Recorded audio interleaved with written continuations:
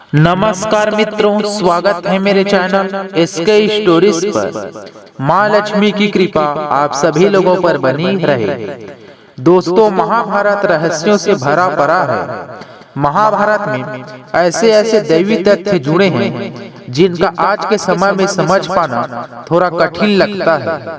महाभारत संसार का सबसे बड़ा युद्ध माना गया है, जिसमें संसार के लगभग सभी योद्धाओं ने भाग लिया था। तो आज हम जिस योद्धा की बात कर रहे हैं, उनका पराक्रम अतुलनीय था, जिसके बाणों की गति इतनी तीव्र थी कि पलक झपकते ही लक्ष्य को भेद देती थी। उसके धनुष की डंकार से पूरा कुरुक्षेत्र युद्ध गूंज उठता था। जी हाँ दोस्तों, वह योद्धा कोई और नहीं बल्कि श्री कृष्ण के सखा स्वयं कुंती पुत्र अर्जुन हैं। अर्जुन को महाभारत का महानायक भी कहा जाता है, क्योंकि अर्जुन ने कुरुक्षेत्र युद्ध में खूब विनाश किया था। अर्जुन को हम उनकी धनुर्विद्या के लिए जानते हैं, क्योंकि वह विश्व के सर्वश्रेष्ठ धनुर्धरों में से एक थे, जिसने स्वयं महादेव को भी अपने बाहुबल से संतुष्ट किया था। तो आज हम बात करेंगे कि अर्जुन के बाणों की गति कितनी तीव्र थी। जी हाँ दोस्तों, धनुर्धर तो बहुत हुए, लेकिन अर्जुन के बाणों की बात ही कुछ अलग थी, क्योंकि अर्जुन का धनुष कोई साधारण धनुष नहीं था। अर्जुन के पास विश्व प्रसिद्ध गांडीव धनुष था, जिसमें 108 प्रत्यंशाएं थी। तो आज हम बात करेंगे कि अर्जुन के बाणों की गति कितनी तीव्र थी और क्या आज के परमाणु हथियारों से भी कई गुना अधिक शक्तिशाली थी। अर्जुन के बाणों की गति कितनी तीव्र थी, तो दोस्तों आज हम आपको अर्जुन के बाणों की गति बताएंगे कि कितनी तीव्रता से उनकी बाणों की गति लक्ष्य को भेद देती थी। इसके लिए हम दो कथाओं का जिक्र करते हैं। नंबर 1, जब पांडवों को 12 वर्ष का वनवास मिला, तब पांडव वन में जाकर रहने लगे। पांडवों के साथ उनकी पत्नी द्रौपदी भी रहती थी। एक दिन पांडव अपने कुटिया से भोजन के लिए दूर चले गए और द्रौपदी मटका लेकर पानी के लिए चल पड़ी।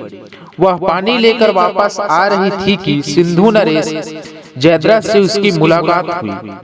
बातचीत के बाद सिंधु नरेश द्रौपदी से अभद्र व्यवहार करने लगा और उसे उठाकर अपने रथ पर ले गया।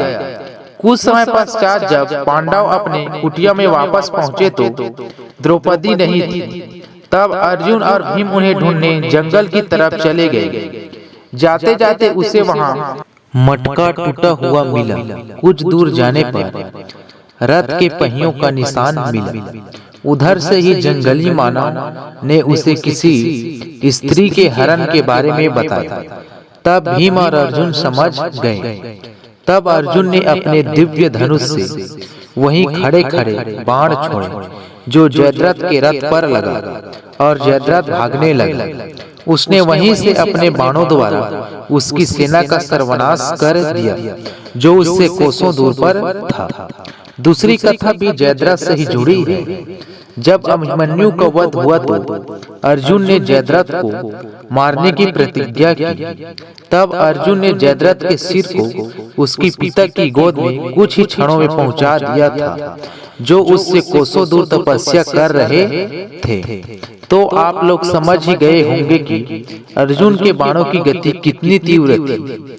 कई योद्धाओं को तो अर्जुन का बाण दिखाई भी नहीं देता था। अर्जुन के बाणों में इतनी शक्ति थी कि उसने कुरुक्षेत्र में स्वयं मां गंगा को धरती से प्रकट किया था। अगर इसी तरह के ज्ञानवर्धक वीडियो देखना चाहते हैं तो चैनल को लाइक, सब्सक्राइब और शेयर करें। धन्यवाद।